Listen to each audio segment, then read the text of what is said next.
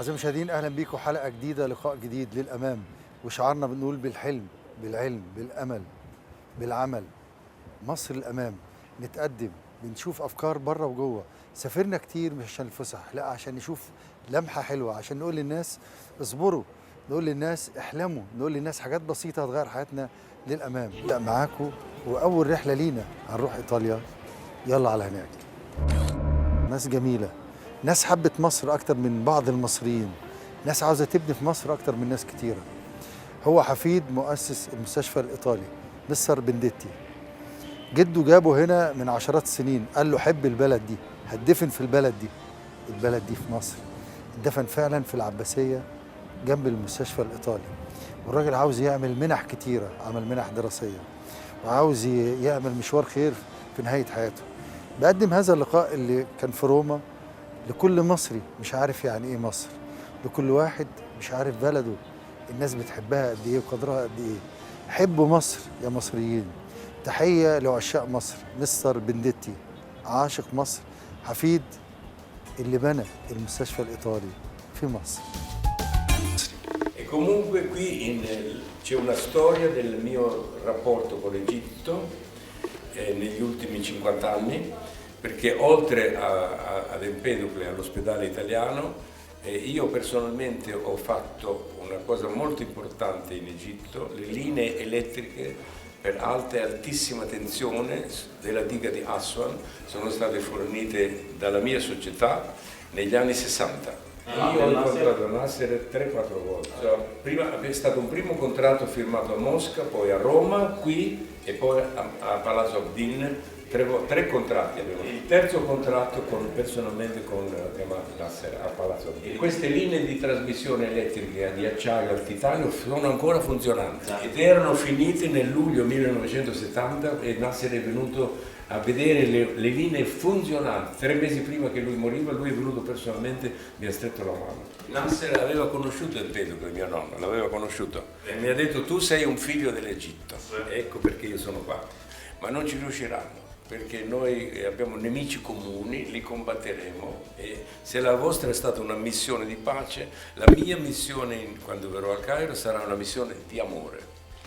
احنا في انتظاره، هو ابنه وزوجته وبلد مصر بتقول له احنا بنحبك وبنشكر كل اللي بيدي لمصر، وتحيا مصر. Io mi sento egiziano. انت مصري وار ايجيبشن.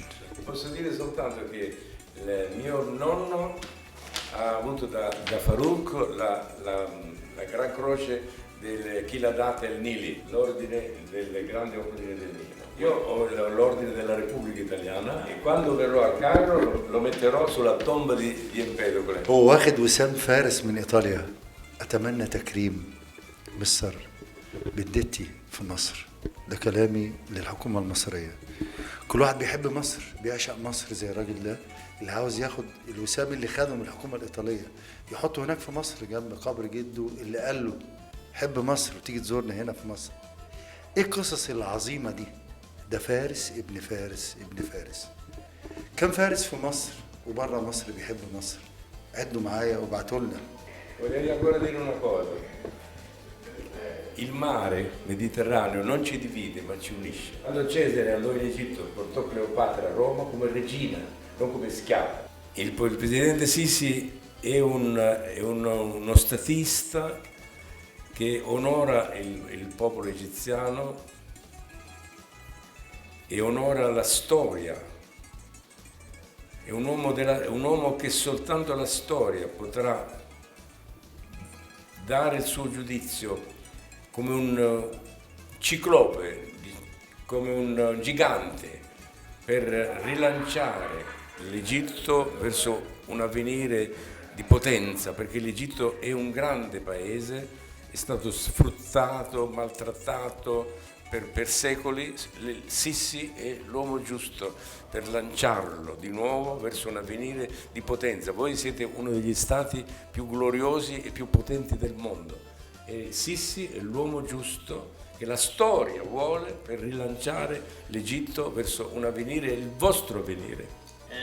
Io ho stretto la mano a Nasser, tutti i grandi della terra. Le mie fabbriche in tutto il mondo parlano di me, se un giorno potrò stringere la mano di Al-Sisi. ان شاء الله هو نفسه يقابل الرئيس السيسي. ان شاء الله لما يجي مصر هنحاول نرتب هذا اللقاء. بقول لبلدي ولناسي والاهلي في مصر، من روما قابلت شخص عظيم. من روما بلدكو عظيمة عظيمة يا مصر. مصر التاريخ، مصر دلوقتي ومصر بكرة. الراجل ده بيحب مصر ومتابعها يوم بيوم، ونفسه يقابل الرئيس السيسي. الراجل ده شخص عظيم. أتمنى أن الرئيس يستجيب لهذه الدعوة، وأتمنى أنه يتم تكريم مثل هذا الراجل وهو عايش، لأنه فارس في إيطاليا، ده من الحكومة بتاعته في كل حتة في العالم، ولازم كمان نديله أعلى وسام في مصر. بنحبك يا مصر. للأمام من روما كان معاه شخص عظيم بشكره باسم كل المصريين. مصر قريب كثيرة منها أكثر من 5000 كيلو متر طرق جديدة. دي أرقام فلكية، أرقام كبيرة، أرقام جبارة. عايزين الشعب كله يبقى إيد واحدة ونتقدم للأمام. حلمنا وشفنا الصورة المضيئة اللي اتكلمنا عليها، ال 5000 كيلو متر. نشوف صورة برضو نضحك معاها، الصورة دي. وأيضا دي. وكمان دي. عندنا فهلوة، عندنا علم، ما نخليه حاجة احنا عايزينها، حاجة تساعدنا في نقص المياه، في نقص الطاقة. دعوتنا وال30 اختراع هنعلن عنها في نهاية رمضان أو بعد رمضان. نعمل لقاء نشوف الأفكار اللي هتزين حياتنا، اللي هتساعدنا، اللي احنا هنركز عليها. نشوف ده وأكمل معاكم. اختراع عايزين زي ده، ده بره. طب جوه هنعمل ايه؟ نشوف وأكمل معاكم. سوق المرة أهم اختراع حصل في القرن العشرين. في استفتاءات قالت قعدة الحمام الأفرنجي. احنا بنتكلم على الحمام النظيف، بنتكلم على الحمام يبقى أكثر نظافة، أكثر أمانا، خصوصا في النوادي أو المدارس أو المستشفيات. ده الحمام بقى الجديد اللي بتعمله اليابان. بصوا قعدة الحمام صحية ونظيفة قد إيه.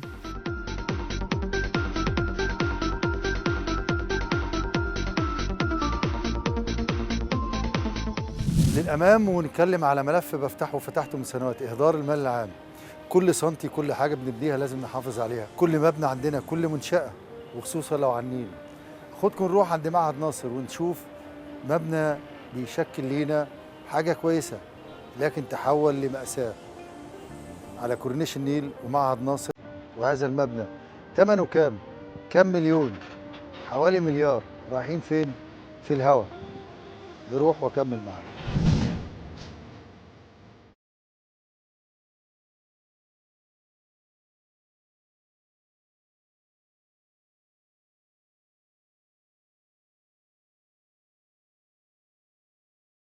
أعزائي المشاهدين، للأمام مع الأفكار البناءة. للأمام نستغل كل سنتيمتر عندنا، ما يحصلش إهدار لمواردنا، ما يحصلش إهدار لمنشآتنا اللي اتبنت من سنوات.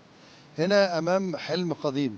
المبنى اللي انتوا شايفينه ده مبنى مصمم يبقى فندق علاجي سياحي 5 نجوم. أمامه في جزيرة في النيل. كان يبقى في ربط ما بين هنا وما بين الإسعاف المائي يروح في أي مكان. هنا كان في ربط ما بينه وما بين السياحة العلاجية، نستخدم سياح مرضى يجوا يتعالجوا هنا في مصر. وكان في مكاتب في المطار، مكتبين تم إغلاقهم لمصلحة مين؟ المبنى ده كان مصمم إنه يبقى زي ما قلت لكم فندق، يجي العرب، يجي الأجانب يتعالجوا. بالفعل أنا بشوف بعض المرضى بيجوا من أفريقيا عندنا، وبعض العرب من كل حتة من العالم العربي، وأيضا بيجي لنا ناس من أوروبا.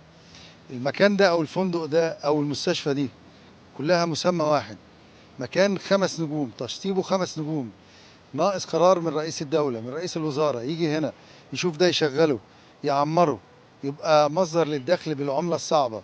يبقى في أطباء مصر العظماء يشتغلوا هنا، وبناتنا الممرضات وولادنا الشباب يعمروا هذا المكان ويشتغل، ويتم ربطه مع المرسى اللي دفعت فلوس وزارة الصحة مع وزارة الري من سنوات طويلة، من أيام الدكتور إسماعيل سلام وزير الصحة السابق. أمامهم في جزيرة مرتبط بيها، إنه ينزل المريض من هنا يحصل له زي ممشى، يروح هناك في الجزيرة، يبقى في كباين على النيل. حلم بدأ، حلم اشتغل، ولكن مع سنوات قفلنا الباب. لمصلحة مين؟ نهدر المال العام. لمصلحة مين؟ هذا المبنى المصمم 5 نجوم. لمصلحة مين؟ نقفل منفذ للعملة الصعبة في مصر. للأمام أفكارنا الحلوة المنورة نكملها لرئيس الدولة